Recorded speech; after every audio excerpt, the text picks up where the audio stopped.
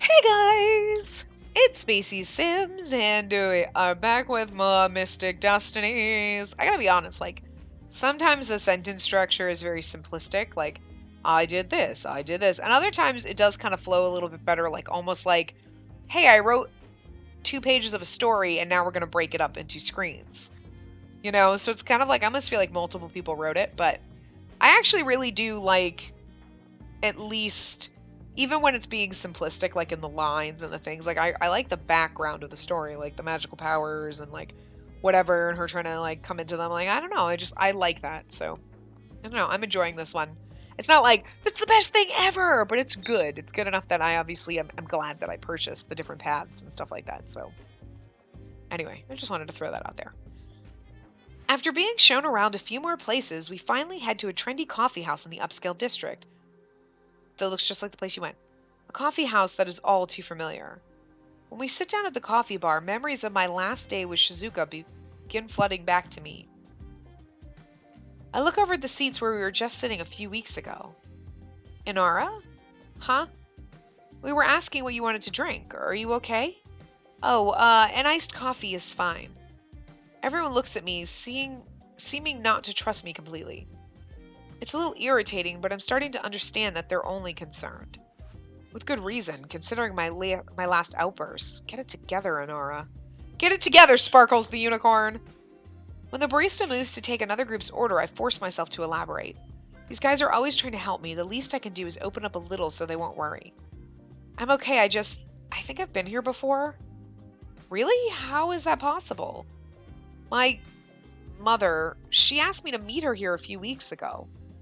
I'd never been to this area before, and I came in a totally different way, but I'm sure this was the place. A silence falls upon the table as what I said seems to sink in. Every one of their faces serious. It's then that I realize I never told any of them about what happened between me and Shizuka. I look down at the counter. I want to, but the words just won't come. How can I possibly tell them about something like that anyway? I shake my head, not wanting to think about it. Not wanting to remember the feelings of helplessness and fear. You know, Inara, ever since I've met you, there's been this kind of sadness about you. I've always wanted to cheer you up, but I never knew what to do. But today is the first time I've ever seen you really happy before we came in here. Whatever happened between you and your mom, well, we've all got parents and our own issues with them, so we can probably understand, at least a little. Oops, sorry, I wrote back. If you ever want to talk, that is. I'm embarrassed by Sho's outpour of emotion, but I'm touched too. Thanks, Sho. One day, I'll take you up on that. You know, I keep so busy, I don't have time to think about much. Maybe you could do the same. If you fill up your nights and weekends, you won't ever have time to think about the bad things. Aw, come on, Tatsu. Not everyone is a workaholic like you. Though I do agree. Tatsu and I are both rarely home, and we almost never think about our problems. We live in blissful ignorance. Takumi stretches back and puts his hands behind his head, truly seeming happy with life. It's a gesture of lightheartedness that seems to stir something in the back of my mind. This place is hiring, actually. I work here, so I could put in a good word for you. Seriously? You work here? I had no idea. But I don't know. It's kind of shameful to admit this, but I've never actually had a job before. Aw, don't worry about that. Sometimes you just need to take a leap of faith. Hi, my dad is super rich. Job? Pfft. She's pretty down to earth from her dad being, super goddamn rich, you know what I'm saying? Something clicks in my brain then, some final piece of a puzzle I didn't know I'd been solving. This nagging feeling of familiarity I'd been feeling with Takumi since we'd first met suddenly makes so much sense. Taku? Yeah? Hey, wait! You finally remembered me? I can't believe it took me so long. I guess I've just been so wrapped up in my own problems, but still. I'm so sorry. How could I forget you? You were... Hello there! Huh? Everyone jumps at the sight of the newcomer, except for Shinji, who calmly takes another sip of his drink without looking at the man. I'm going to make him have an obnoxious voice just because. He seemed to literally appear behind us carrying our tray of drinks. Now he smoothly moves behind the counter and doles out the drinks with perfect accuracy. I'm Galen, the manager and owner here. I couldn't help but overhear that the young lady might be looking for a job. I don't know, it's all so sudden. Now, there's no need to be shy. Look at his fucking hair, man. There's actually a few open positions here. If Shinji is recommending you, then there's no problem. I can't do that voice continually. I really can't. I just wanted to do it for funsies, and then it's just like, anyway. Well, actually, I don't even need a job technically, and with my studies, it's good to get all kinds of experiences while you're so very young. And besides, Shinji and I really could use the help around here. Galen sighs rather dramatically. Good help can be so difficult to find. Well, okay, I guess you're right. Splendid! I'll waive the application process and hire you immediately. Galen produces a paper from seemingly nowhere and hands it to me. It is a checklist of requirements like ID and other legal papers. Bring those things on Tuesday at 4, and you can fill out the rest of the paperwork then. Sir, if you have multiple positions open, I'm actually looking for another job right now. Could I please ask my assistant manager Shinji for a recommendation? Or if that doesn't work for you, you can submit an application instead. Ask Shinji? No way. Well, if you reconsider, you'll know where I'll be. Toodaloo! I like this voice better for him. Seriously, toodles! As fast as he came, Galen wiggles his fingers in farewell and leaves. What just happened? Tatsuya looks at Shinji and everyone looks at the two, expectant. Well, if you'd like a recommendation, I'd be more than happy to give it to you. If you'll ask nicely, that is. I'd rather go broke first. I'll submit an application. Aw, Tatsu, why do you have to be so stubborn? Takumi sighs and then turns to me. Congratulations on your new job, Inara. Can we figure out why he knows Sparkles the unicorn here? And on finally remembering me. Takumi picks up his glass of juice and holds it up. It isn't as good as beer, but cheers! Cheers! I raise my coffee cup feeling a little silly, but also feeling happier than I have in months. Are we going to find out how she knows him? I mean, Jesus motherfucking Christ. Like, can we not? Hello? What about the rest of us reading this? I'm not part of your brain, girlfriend. I might have finally made some good friends here. I don't even notice the girl sitting across from me with bright blue earrings. Showtime! Cute. Anyway, I'm just really concerned as to why we... Oh, I remember you! Why do we remember him? Does nobody else ask? Hello? What's the dealio? It's been almost a week since Sho took me to explore Chawa. Even as the days continue to pass, the memory of my time there continues to stay fresh in my mind. But I haven't seen much of Sho since that day. In fact, seeing him in class today is the first time I have seen him all week. He has continued to text me every day, although they seem somehow distracted. But I've had a lot on my mind, too. I've been wondering if I should tell everyone about my past, how I got my powers, and everything that happened to me. But the very thought makes my stomach feel like it's filled with lead. I wonder what the guys would think if they think of me if they know what I really am. To add to it all, I've been seeing much more of the other guys each day. And even though none of them said anything, I'm sure it was Sho who asked them to look after me. The classroom fills with chatter as students start filing in. Out of the corner of my eye, I can see Sho. He's completely absorbed in reading something. It's strange, seeing him now, it makes me realize how odd it is not to have him with me. Without him around, everything feels so empty and gray. Like the world isn't as bright somehow, so go over and sit with him.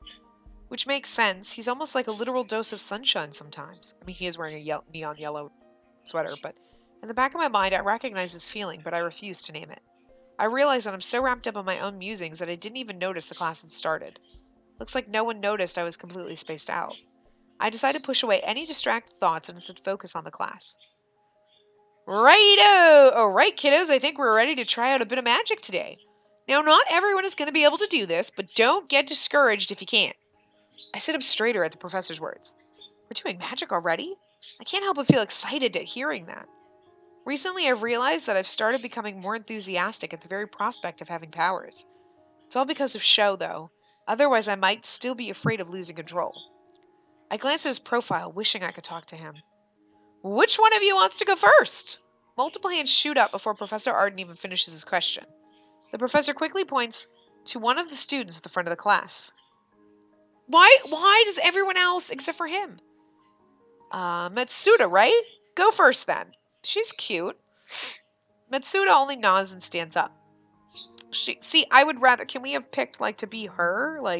This is more me than this. Except for my hair's purple, but I'm not all, she's, super girly and bland. I like this little punky weird girl. We should have been able to pick our thingy. She holds out her hands in front of her. Because all it is this face, As she cups her hands, something happens. Water starts to drip through her fingers. The droplets turn into a rush of water. The girl seems so startled that she drops her hands, getting water all over the floor. Professor Arden smiles at Matsuda, and the class gives her an encouraging cheer. Even from all the way up here, I can see her cheeks painted red with embarrassment. Well done, Matsuda. Put a little less power in it next time if you want just a handful of water. Even as he says this, he scans over the classroom. I notice his eyes settle on me. Righto, Sparkles the unicorn, show us what you got. Can you do a flame? All eyes are on me. I take a deep breath to help center myself and stand up. I hold my hands out in front of me. Nothing happens. I feel heat rising to my cheeks. All right, this is nothing to be embarrassed about, Inara. You can do this. I wonder how exactly Sho managed to create fire last time. I automatically glance at Sho and find him looking at me with a smile. Sho. I can't keep my lips from twitching into an easy smile. Now, Sparkles the unicorn, try to think of what a flame would feel like. Imagine it coming to you. I take in the professor's words. What would a flame feel like? A calm, flickering flame. I blankly stare at the palm of my hand. With a sudden need to demonstrate something, my mind seems to shut down all intelligent thought. What would a flame feel like? I question myself, trying my best to ignore the seconds ticking away relentlessly and the countless eyes staring at me, waiting for me to show something.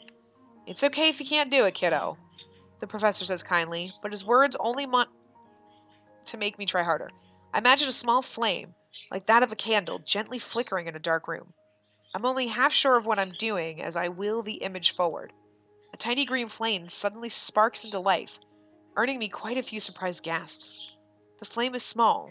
It reminds me of a candle that's about to go out. And despite its size, I can't help but feel accomplished. It flickers in a non-existent wind and gently fades away. Nice job. Don't be afraid to put a little more power in it if you need a bigger fire either. I did it. I'm brought out of my thoughts by the sound of clapping. I startle at the sudden sound. I turn and see Sho clapping for me with the biggest smile on his face. His enthusiasm is contagious, and soon everyone is clapping for me. Aww! It's like show and tell. I brought my fish. Yay! Look, I made a fire. Yay! I could swear my cheeks are what's on fire now. This is so awkward, but I can't help it. I feel happy. I did it. I made my first fire. I feel like we're at a pyromaniac school. I did it. I lit something on fire. I feel like it brought me a little closer to Sho, too. I want to ask Sho if he wants to hang out today, but he's out the door before I can say a word. I follow after him, but by the time I get to the hallway, he's nowhere in sight. Looking for Sho? I turn around at the sound of a familiar voice. Oh, Taku, hi. Yeah, do you know where he disappeared off to? I wanted to talk to him, but he rushed out so fast I didn't get a chance to say anything. Actually, yeah, I think I do. I heard he's got a big drama thing coming up this weekend. I heard some people mentioning that the drama students always put on this big show at the start of each year. Oh, I see, so that's it. I feel a faint stab in my heart. If it's just that, then why didn't he tell me? He texts me every day, but he just suddenly forgets to mention something big like this? What if he doesn't want me to know because he doesn't want me to come see him on stage? Bit by bit, doubts creep into my mind. Hey, don't be sad. I know for a fact that Sho just gets really busy around times like these. Shinji told me that Sho forgets to talk to even him since he gets so focused on mastering his role. And those two actually live together, so you can imagine. Am I really that obvious, or is Takumi just that good at reading people? I don't have a chance to even open my mouth before Takumi is talking again. Oh, I know. Why don't we hang out instead? There's a lots of catching up we gotta do after all. Oh, I just remembered. You have to go fill out some paperwork at Veritas soon, right? Veritas. Like, okay. Veritas. So we can actually just go and hang out there. And I can keep you entertained while you do paperwork. Yeah, see? It's a perfect plan. I can't help it. I start laughing. Simply the fact that he wants to cheer me up is making me feel much better. Alright, sounds like fun. Thanks, Taku. The second we walk through the door of Veritas, Galen appears as if out of nowhere and hands me a giant stack of papers. I have to fill out all of these? It's like 200 pages. I'm not sure if I can even ask about it, but the sheer amount of paperwork seems more than a little ridiculous. Normally applicants have to do all of that, but you're already in, so just fill out the last 30 pages. Oh, okay, sure. That's such a relief. If I had to fill in all of that, my hand would be cramping like hell. I decided to stick with the crazy voice because it's fun. He points us to an empty seat by the window. While you get that done, I'll send you over some drinks. When the order's sorted, I get to work on trying to fill out everything. I wonder if he actually makes anyone fill out all of this. I fish out a pen from my bag and start to work. So when did you actually get back to Japan? I stop writing mid-word and think back to how long it's been. I think it's been almost 8 months now. And how's your mother? You haven't really mentioned her at all. A cold chill runs down my spine. How exactly am I supposed to answer that? I started to feel like I'm running out of air. Inara? Mother's fine. She's away right now. Before Taku can question me any further, our orders arrive. A tall glass of vanilla iced coffee is placed in front of me. Thank you, Tetsuya? Yes, it's me. No need to shout. Aw, look at him in his nerdy vest. I love it. I can't help but feel embarrassed. Sorry, I was just surprised. I didn't mean to yell. Oh, didn't you know? It's Tetsuya's first day working here.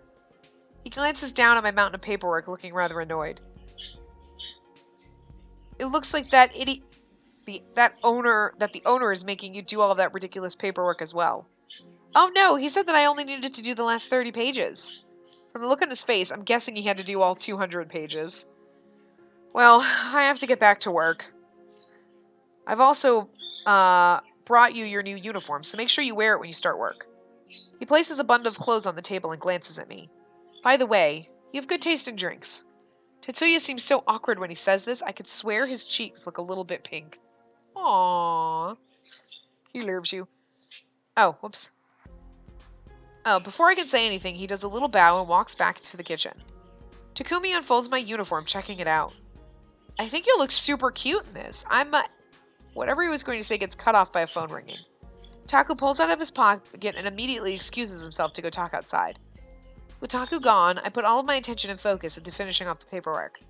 I managed to get it all done, but by the time I reached the end, my hand is cramping up horribly. I'm finishing filling out the last few questions when Taku pops back into his seat. Sorry that took so long. My mom called me to let me know about something. Anyway, it looks like you're all done. Yeah, although I think I might have to amputate my hand. Was everything alright with your mom? My question seems to throw him off. Yeah, she's fine. She was just calling to talk about Yasu. Before you ask, he's doing about the same thing as he has for the last few years. Oh, that's good. Can you tell him I said hi next time you see him? Yeah, sure, I'll tell him. I pick up my bag off the floor and open it up to put my pen back in my pen case. Nobody is bothering to explain. Obviously, they knew each other when they were kids, maybe. Also, how are you? I don't see it. Where is it? Oh no, it can't be. I start taking everything out of my bag and placing it on the table. I carefully sift through all my things. I even check all the little extra sections in my bag. What's wrong, Inara? I can't find my charm. My sister made it for me and now I don't see it anywhere. Are you sure you didn't just leave it at home? No, I'm sure I had it. I saw it in my bag earlier today. And I never take it out because I don't want to lose it. I get a bad feeling in the pit of my stomach. Takumi looks at me and I can tell he understands how much it means to me. Maybe it fell out of the bag when you reached in to get a pen. It might just be on the floor somewhere. You start looking. I'll go ask Tatsuya. Maybe he found it or someone else did and handed it in. I nod and we get up from our seats at the same time. Takumi walks up toward the kitchen and I start to do a search. With my eyes scanning the floor, I walk around the mostly empty shop. I even crawl under tables and chairs, but nothing. Tetsuya said he didn't find anything either. Hearing Takumi's voice behind me, I whirl around in an instant. I can't hide the disappointment from my face. It's gone then. Takumi nods and he sits back down. The bad feeling is getting stronger. Seems like it. Guess you didn't become prone to losing things after you left Japan. I shake my head. Do you remember anyone passing by while I was gone? Is there anything else missing? I quickly look through all my things again. Nothing else is missing. And no, I didn't notice anyone. I was so focused on finishing all that paperwork that I just think I blocked out everything.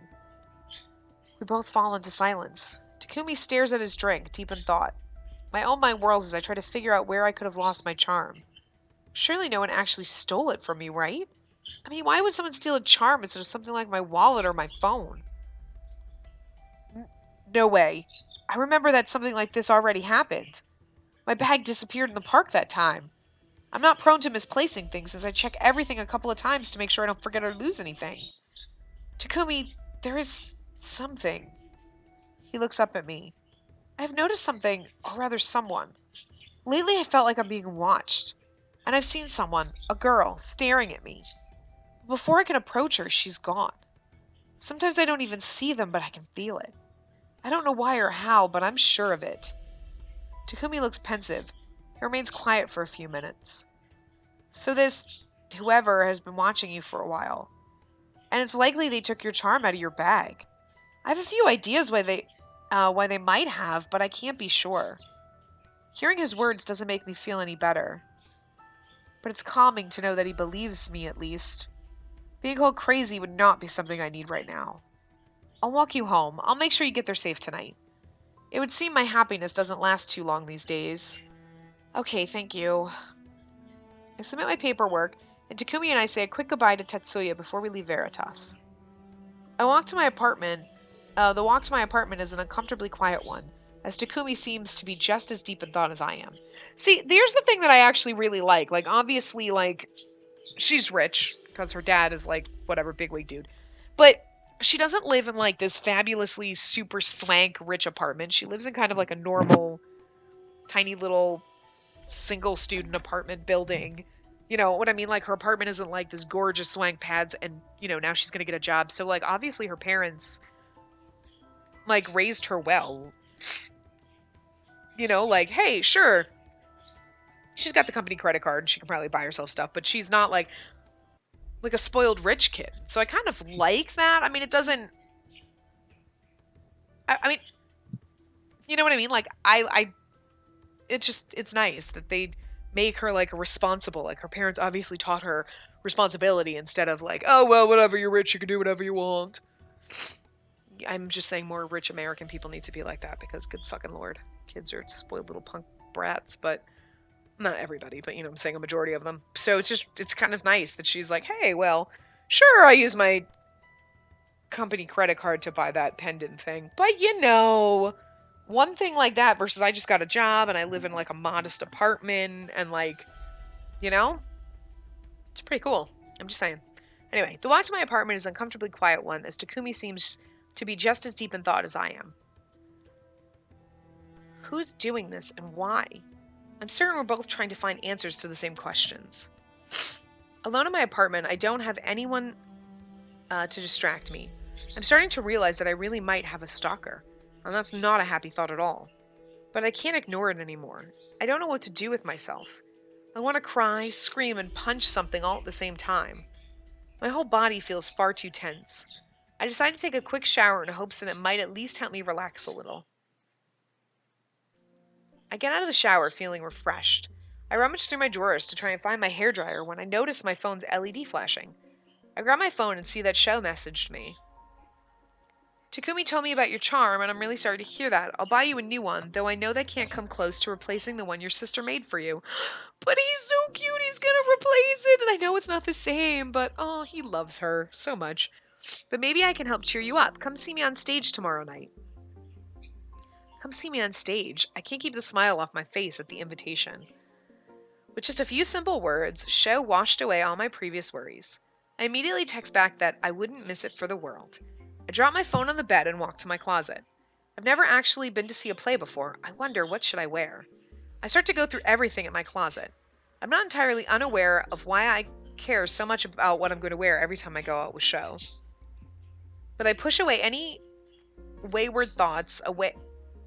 I push any wayward thoughts away for another time and focus on what I'm doing instead. Seriously? That's what you're wearing? The same damn outfit? I know, I want this to be like, can we just add a little bit of like the fashion game into this to just make me feel better about my life? I want to dress her up so bad and change her. After a relatively calm day of studying and relaxing, I managed to get to the theater with time to spare. This is one thing I would never want to be late for. I don't think I would live through seeing Show's disappointed face. I look around the crowd and realize that going with my casual clothes was a good choice in the end. If I showed up all dressed up, people might think I'm the star's girlfriend or something. Yeah, or you're an attention whore, or crazy. I managed to find my seat with relative ease and the lights go out just as I sit down. The curtains draw back to reveal a hospital scene. My eyes dart around the stage. I don't see Show anywhere. Maybe he comes on later? My thoughts are cut off by a deep, confident voice. Look, oh, he's so adorable in his costume. I love it. Do your job, doctor, or I will have you fired. You'd better make sure my brother lives through this. What? Show? All I can do is stare at him standing under the spotlights. He looks so completely different from his normal self. Even the way he carries himself and the way he speaks is different. I'll do my best, but I won't have you threatening me in my own clinic. Please, don't even think about attempting your pathetic, heroic drivel on me. This is reality. Here, the only thing that has any meaning is the power over life and death. Don't forget that I possess that power and can end you wherever I damn well choose, doctor, or whenever. Is that really Show? He's nothing like the guy I was hanging out with just a week ago. If I didn't know he was in the play, I might not have recognized him at all. Show is only playing a supporting role, but his very presence naturally draws your eye to him. What's that saying again? It's like he's born for this? I can hear some excited whispers somewhere behind me. It's no wonder they call him the Drama King. I know, right? He's so cool. I don't know if it's chicks, but I'm tempted to turn around and see who's talking, but I find that I'm not willing to look away from Show. Ignoring the whispers, I get comfortable in my seat and immerse myself in the play. I'm just pretending it's girls who are there to fawn over him. Screw you, bitches, he's mine. The play ends with a roaring applause from the audience. I stand with everyone and clap along as the curtains are drawn closed. People start moving out of their seats. Some begin to leave while others move closer to the backstage door where all the actors are. I can see Show surrounded by dozens of people. He looks busy. I'll just go home. I can tell him I enjoyed the show later.